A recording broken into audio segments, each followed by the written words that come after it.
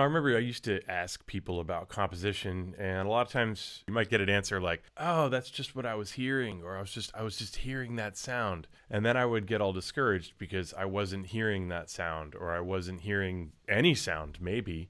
I thought, how is it that people compose? What brilliant genius is required to come up with a great piece of music? And it wasn't until much later that I figured out it has nothing to do with whether you thought of it in your head first, or if you're hearing it, or if you even know what you're doing when you write something. Actually, none of that matters. The only thing that actually matters is that you write something.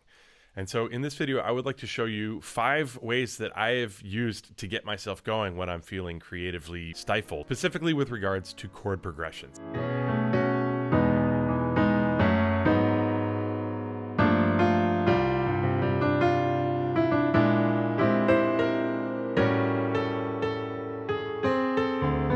So the first one I'm going to get to is what I call the numbers and keys method. So this can be as complicated or as simple as whatever your knowledge about harmony and key centers is. Let's say we're in the key, say the key of C, right?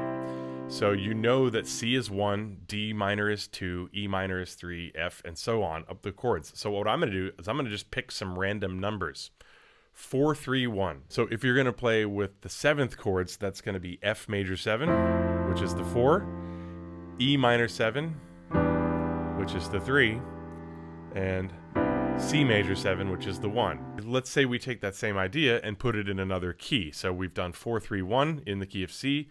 Let's do 4, 3, 1 in the key of A flat. So in the key of A flat, it's going to be D flat major 7, C minor 7, A flat major 7. So now we put those two together back to back and see what it sounds like. Maybe we get inspiration for a song. 4, 3, 1. Let me repeat it. 4, 3, 1. Now the other key. D flat. That's kind of nice. I like it. D flat. I really like this. It's kind of a gradient of surprise that you're presenting the listener. Okay, another method that I like to use for coming up with chord progressions is what I call the common tone method. So let's use this common tone as the top note of a chord. Let's say we have a G. We're going to use that as our common tone. And I'm going to come up with a couple of different chords that all have a G on the top. So the more you know about upper structures, the more possibilities you're going to have. But you don't have to be limited to that in this regard. So A minor 7 has a G on the top. So we can use that as a starting point. And then F9 has a G on the top. F dominant 9th. That's another way we could do it. Then A flat major 7 has a G on the top. And then a G7 or G7 sus has a G on the top. So how do we do that? We did A minor, F7, A flat major 7, G7 sus. So that's one way. You don't have to always have it be the top note, however, that's the common note. You could also use one of the inner voices. So for example, let's start with the same chord we just had. A minor 7. I'll use this E right here as the common voice. So let's do a B flat 7. C sharp minor 7. To C dominant 7. So the common thread with all those chords there is just this one note. Otherwise, they were kind of random, and some of them might have sparked some creativity in your soul and caused you to go down a rabbit hole into that harmony and come up with something creative. And that's the whole point of this process. All right, so the third technique I'm going to give you is basically just a combination of that common note technique plus a random number generator. I call this the random number common note technique. So we're going to take that idea that I just demonstrated in the common note technique. However, we're going to combine it with actual random numbers. So we're going to take a number between 1 and 12. And if you think of C is 1, C sharp is 2, 3, 4, 5, 6, 7, 8, 9, 10, 11, 12 before you get to the octave.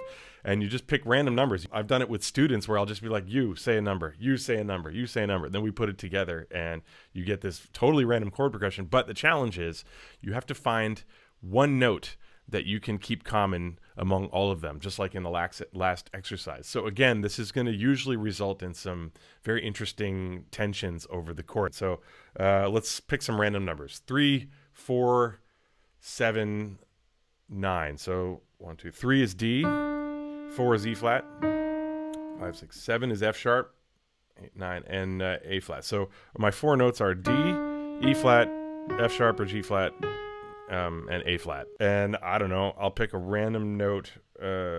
Maybe I can keep in, I could use an F. I could have an F in common with those. So we got D and F have to be in the first chord. E flat and F have to be in the second chord. G flat and F, and A flat and F. So there's actually quite a few possibilities. So the first one, I don't know, let's do D7 sharp 9. And the F is the sharp 9. Then we'll do E flat minor 9. Minor 6 9 actually is nice. And then we can do F sharp minor major 7 with the 9th also in there. This is the 9th. And then A flat dominant 13th. Let's repeat that again.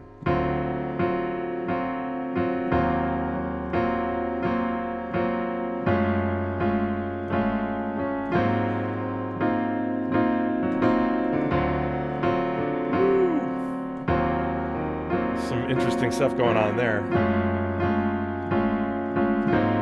I might have to write that one down for later. Don't steal that one. Well, okay, you can have it. It's fine. You can have it free. The next thing that I'll often do is to use a pedal note. So we've been talking about using common tones between top notes and middle notes of the chord, but basically a pedal note is the same thing, but it's the bass note that stays the same. Good examples in pop would be like Genesis. Genesis does this a lot.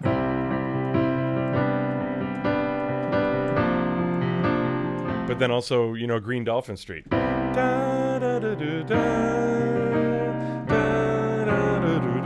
You hear, it's very common to use the root or the fifth, but really it could be anything. And this is really good to experiment with triads in the right hand, especially the 1, 4, and the flat 7 chord, which is what I just did a second ago. So if I play a C, the 1 chord is the C, and I keep the C in the left hand, and then if I want to go to the 4 chord,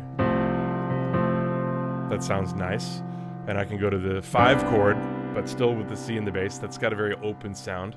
The flat 7 is a B flat chord. And this is, this sort of brings it back to the 80s, in my opinion. Say you already have an existing chord progression, and maybe it's coming back for the 3rd or 4th time in a tune, especially if it's maybe a pop tune or something.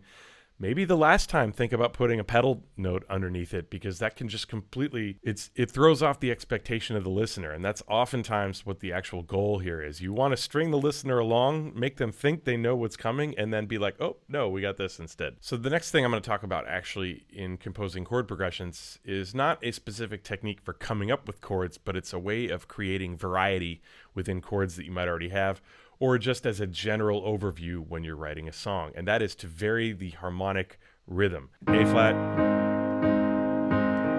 G flat, 6, F minor, E flat. So each one of those is ringing for 1 bar. 1, 2, 3, 4, 1, 2, and so on and so forth. So maybe in another portion of the song, if I want some contrast, I'll do 2 chords per bar. So let's say we have...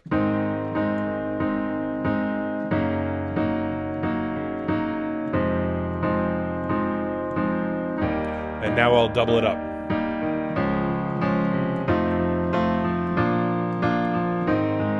I'm just making stuff up here. I don't really like these chords.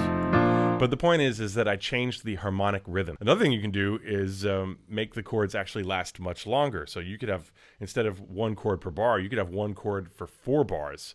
This is often a way to build tension in a song. For example, if I play that same chord progression,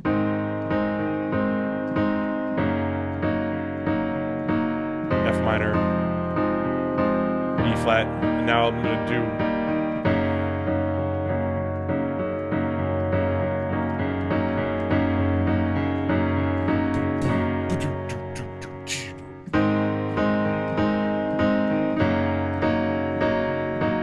get the idea. One other thing you should not forget is that you can change the flavor of your chords very simply. And this is a tip that's really useful for going back and editing a chord progression that you've already written. Say you have something that you kind of like, but you're not like totally sure about it, and you're like, how do I change this? Sometimes all you got to do is change one chord from major to minor, from minor to major, whatever it could be. Let's go back to that very first chord progression that we did. We did 4-3-1 in the opening of the video. We did it in C major and then in A flat major, right? We did this. And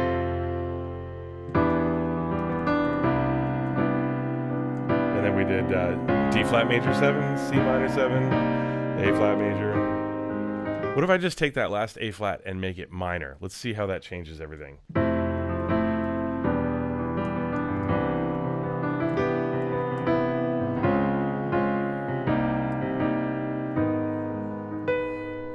Suddenly it's just completely changes the character of the entire chord progression, and all I did was change this chord to this.